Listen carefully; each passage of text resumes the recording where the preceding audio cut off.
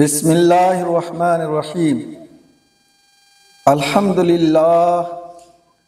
الحمدللہ حمدا کثیرا الحمدللہ الذی لا الہ الا هو الحی القیوم الحمدللہ رب العالمین الصلاة والسلام علی خاتم الانبیاء وسید المرسلین محمد بن عبداللہ وعلى آلہ واصحابہ اجمعین اما بعد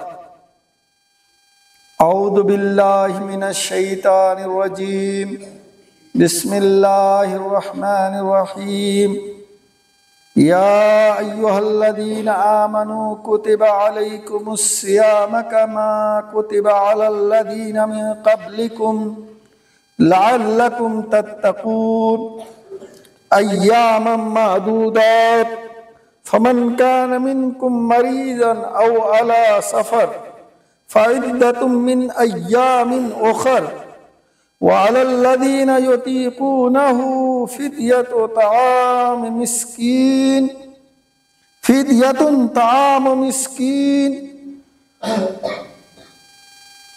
فمن يتطوع خيرا فهو خير له وأن تصوموا خير لكم إن كنتم تعلمون شهر رمضان الذي أنزل فيه القرآن هدى للناس وبينات من الهدى والفرقان فمن شهد منكم الشهر فليصمه ومن كان مريضا أو على سفر فعدة من أيام أخر يريد الله بكم اليسر ولا يريد بكم العسر ولتكملوا العدة ولتكبروا الله على ما هداكم لعلكم تتقون ربنا آمنا بما أنزل لعلكم تشكرون ربنا آمنا بما أنزلت واتبعنا الرسول فاكتبنا مع الشاهدين محترم حاضرین جمعہ، رمضان المبارک کا مبارک مہینہ شروع ہونے ہی والا ہے۔ یہ رمضان المبارک کا مہینہ بڑی خیر و برکت کا مہینہ ہے۔ یہ وہ مہینہ ہے جس میں اللہ تعالی ہر نیکی کا ثواب بڑھا دیتا ہے، جنت کے دروازے کھول دیتا ہے، جہنم کے دروازے بند کر دیتا ہے، اور اپنے بندوں کو آواز دیتا ہے کہ وہ آئے مغفرت کی طرف۔ اور اس میں ایک ایسی رات ہے جو 1000 مہینوں سے بہتر ہے۔ اس رمضان المبارک کے 1 مہینے کا روزہ ہر مسلمان مرد اور عورت پر فرض کیا گیا ہے۔ اللہ تعالیٰ کا حکم ہے، اے لوگو جو ایمان لائے ہو، تم پر روزہ فرض کیا گیا جیسے تم سے پہلے کے لوگوں پر فرض کیا گیا تھا، تاکہ تمہارے اندر تقوی پیدا ہو جائے۔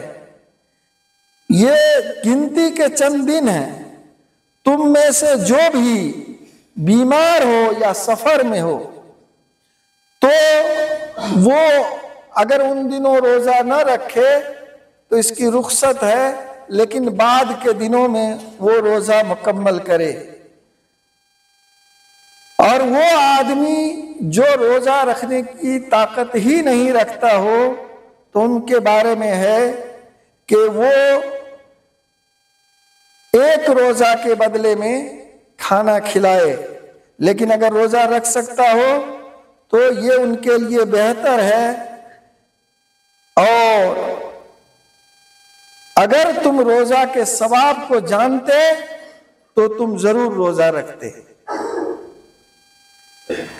رمضان کا وہ مہینہ ہے جس میں قرآن نازل کیا گیا انسانوں کی ہدایت کے لیے، اور یہ کھلی کھلی ہدایت ہے، اور حق و باطل کے درمیان یہ تفریق کرنے والا ہے۔ حق کیا ہے؟ باطل کیا ہے، صحیح کیا ہے اور غلط کیا ہے وہ بتانے والا ہے۔ لہٰذا جو بھی لوگ رمضان کے مہینے میں ہوں ان کو چاہیے کہ وہ روزہ رکھیں، اور جو بیمار ہو یا سفر میں ہو تو وہ دوسرے دنوں میں روزہ رکھے۔ یہ ایسا کیوں ہوا؟ کیونکہ اللہ تمہارے ساتھ آسانی چاہتا ہے، پریشانی نہیں چاہتا ہے، اور اس لیے بھی کہ تم مدت کو پوری کرو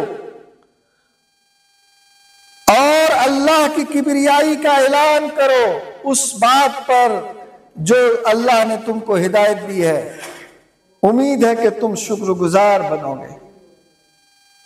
بڑا اللہ تعالیٰ کا یہ جو قول ہے کہ روزہ کے بارے میں جو اللہ تعالیٰ نے احکام دیا ہے، آخر میں کہا ہے لعلکم تشکرون۔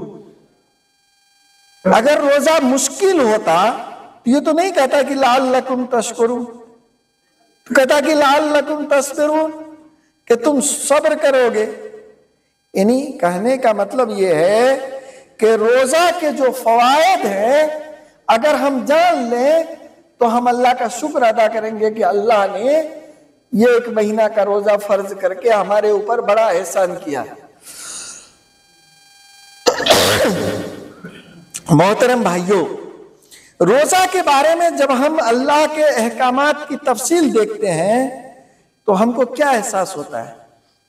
ہم کو احساس ہوتا ہے کہ واقعتاً یہ جو روزہ فرض کیا ہے وہ اسی نے کیا ہے جو دنیا کو بنانے والا ہے، جو دنیا کو چلانے والا ہے، جو انسان سے محبت رکھتا ہے، جو انسان کی بھلائی چاہتا ہے، اور جو ہر چیز کا علم رکھنے والا ہے۔ اس سے ہمارا ایمان اللہ پر اور مضبوط ہو جاتا ہے۔ کیسے؟ آپ دیکھیے، اللہ تعالیٰ نے کہا کہ اے لوگوں جو ایمان لائے ہو، تم پر روزہ فرض کیا گیا جیسے کہ تم سے پہلے کے لوگوں پر فرض تھا۔ سمجھ رہے نا؟ کیوں فرض تھا؟ تاکہ تمہارے اندر تقوی پیدا ہو جائے۔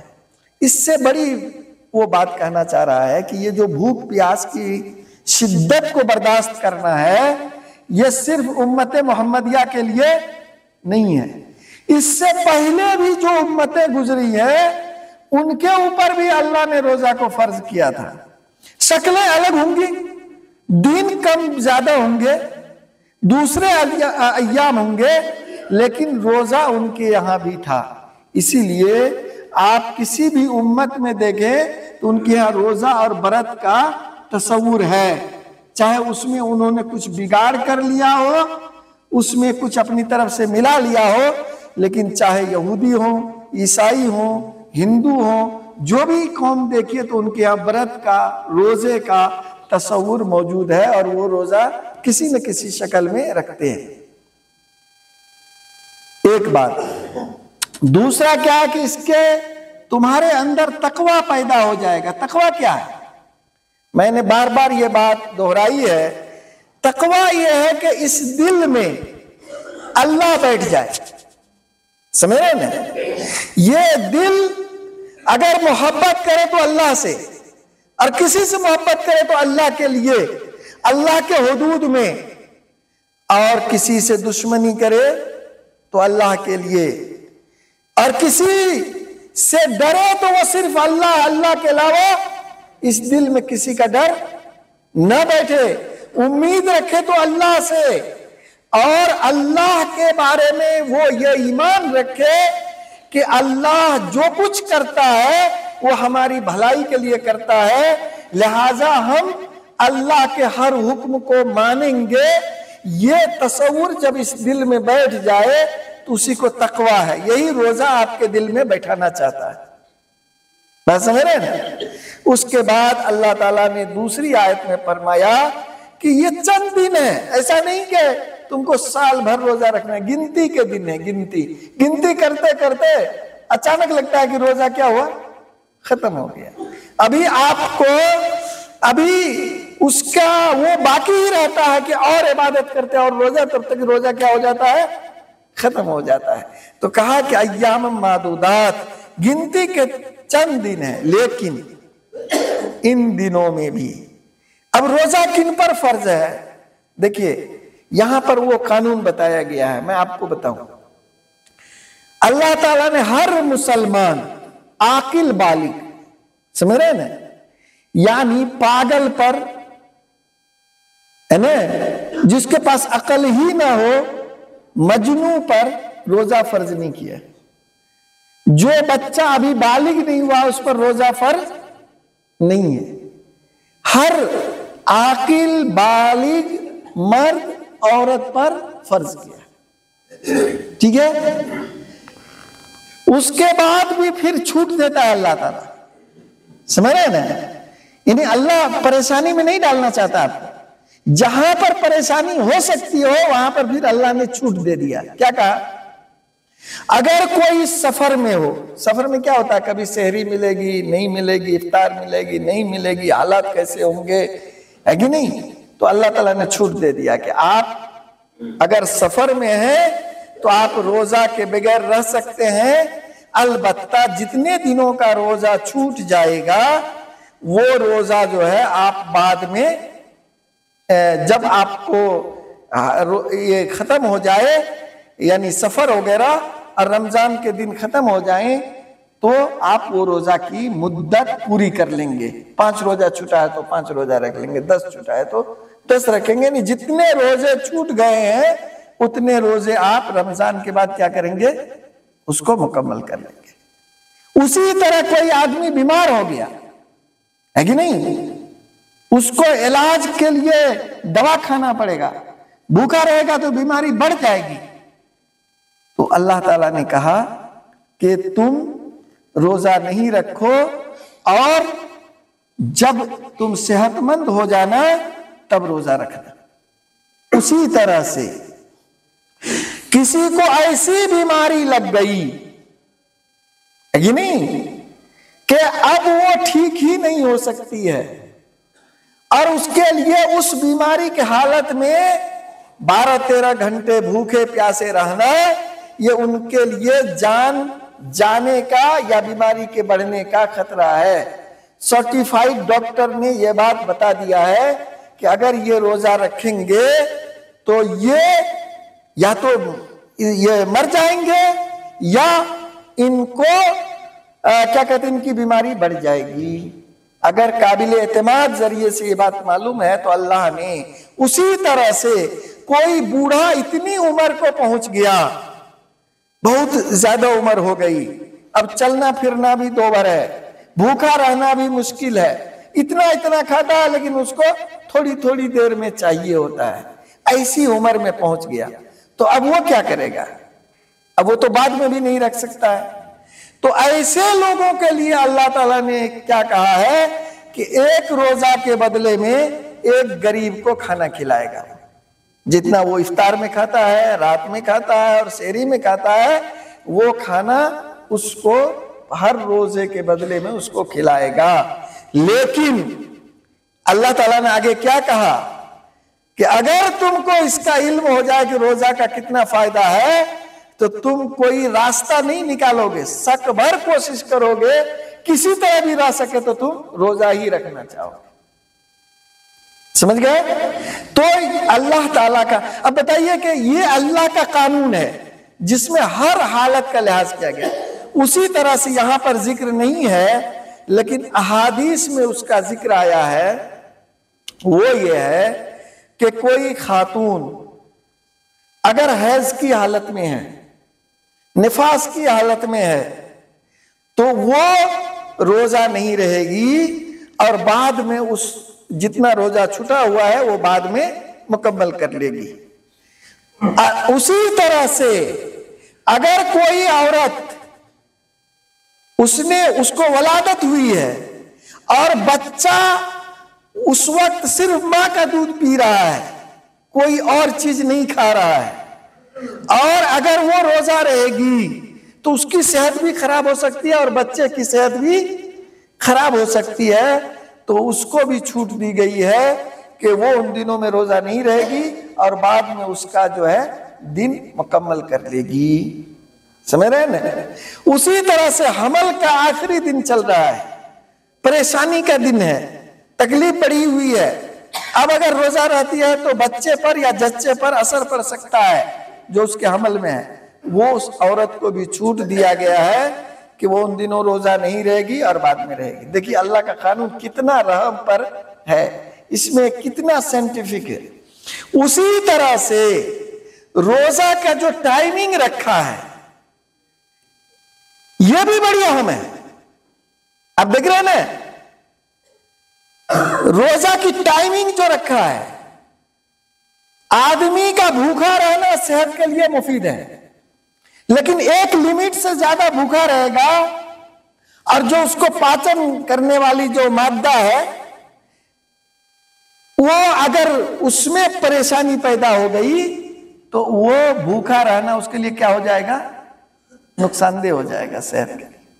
لہذا اللہ نے یہ نہیں کہا، اسی لیے صوم وصال سے اللہ تعالیٰ نے منع کیا ہے کہ بیچ میں کھاؤ ہی نہیں، روزہ کا روزہ رکھتے رہو، رات میں بھی نہیں کھاؤ، منع کیا ہے. دیکھیے اللہ کا کرم دیکھ لیجیے کتنا بڑا سائنٹیفک ہے. جتنی حد تک روزہ رہنے میں آپ کی صحت کا فائدہ تھا، آج کل بہت سارے ڈاکٹر بھی کہتے ہیں کہ روزہ یعنی بھوکا رہنا بہت ساری بیماریوں کا کیا ہے؟ علاج. لیکن وہی بھوک اگر اس لمٹ سے بڑھ جائے تو وہ کیا ہو جائے گی؟ بیماری ہو جائے گی. لہذا اللہ تعالیٰ کا قانون دیکھیے تو کہ نہیں، اللہ سب کچھ جانتا ہے.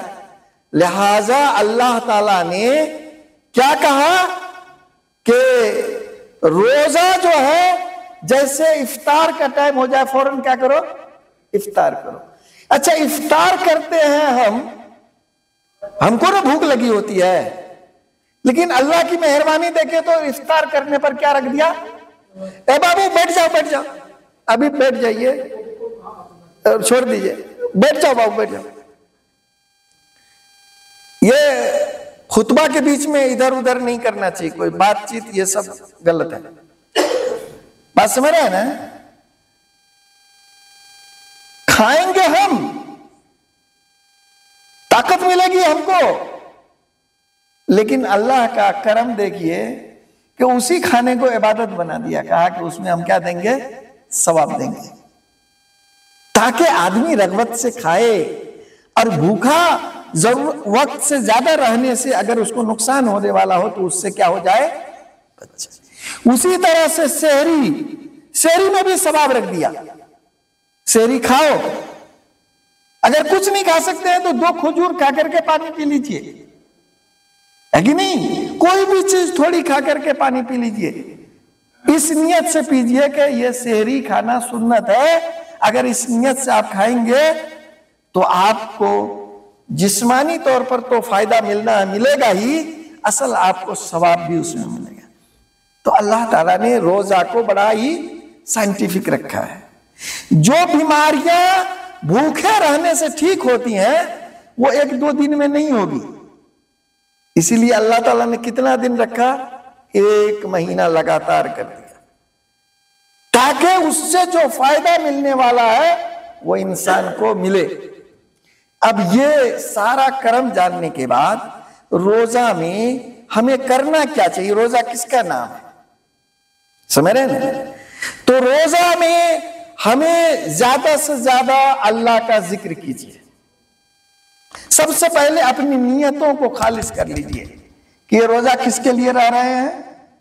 اللہ کے خوشی کے لیے رہ رہے ہیں. ٹھیک ہے؟ اس کے علاوہ اور کوئی چیز یہاں نہ ہو. اللہ کا تقوی پیدا کرنے کی کوشش کیجیے. دوسری چیز کیا کیجیے؟ روزہ میں زیادہ سے زیادہ تلاوت قرآن کیجیے. زیادہ سے زیادہ قرآن کو سمجھ کر کے پڑھنے کی کوشش کیجیے. زیادہ سے زیادہ قرآن میں جن کاموں کو کرنے کہا گیا ہے ان کو کرنے، اور جن کاموں سے روکا گیا ہے ان سے رکنے کی پوری کوشش کیجیے. روزہ میں اگر کوئی جھگڑا سب کے ساتھ اچھا کیجئے۔ روزہ میں لوگوں کو اپنے گھر میں افطار پر بلائیے، اپنے رشتہ داروں کو، دوستوں کو، پڑوسیوں کو، اور ان کے ساتھ مل کر کے افطار کیجئے۔ کوئی دعوت دے تو ان کی دعوت قبول کریے اور جا کر کے ان کی دعوت میں حاضر ہوئیے۔ ہمارے یہاں غلط فہمی کیا ہے کہ اگر ہم کسی اور کا افطار کھا لیں گے تو ہمارے روزہ کا ثواب اس کو چلا جائے گا۔ یہ بالکل ہی جہالت والی بات ہے، ایسا کچھ بھی نہیں ہے۔ آپ اگر کسی کی دعوت قبول کرتے ہیں یہ سوچ کے کہ دعوت قبول کرنا رسول کی سنت ہے، اور یہ سوچ کر کے جاتے ہیں کہ اس سے ہمارے پڑوسی کے ساتھ تعلقات اچھے ہوں گے، تو آپ کو روزہ کا اپنا ثواب ملے گا ہی، پلس جو دعوت قبول کیے اس کا بھی ثواب ملے گا، پلس جو آپ نے تعلقات اچھا کرنے کی نیت سے گئے اس کا بھی ثواب ملے گا، ثواب پر ثواب ملے گا۔ بات سمجھ رہے ہیں؟ یہ غلط بات ہے کہ آپ کا روزہ، کیا اللہ تعالیٰ کے کیا کہتے ہیں کہ خزانے میں کوئی کمی ہے کہ ایک کا لے کر کے دوسرے کو دے گا؟ اللہ تو ایسا ہے کہ سب کو سب کی پوری مانگ دے گا، اور اللہ کے خزانے میں کوئی کمی نہیں آئے گی، اس لیے اس طرح کی بات نہیں ہے۔